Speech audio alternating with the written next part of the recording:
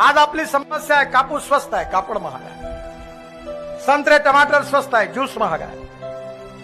आज आपण बघा गहू स्वस्त आहे, ब्रेड बिस्किट महाग आहे.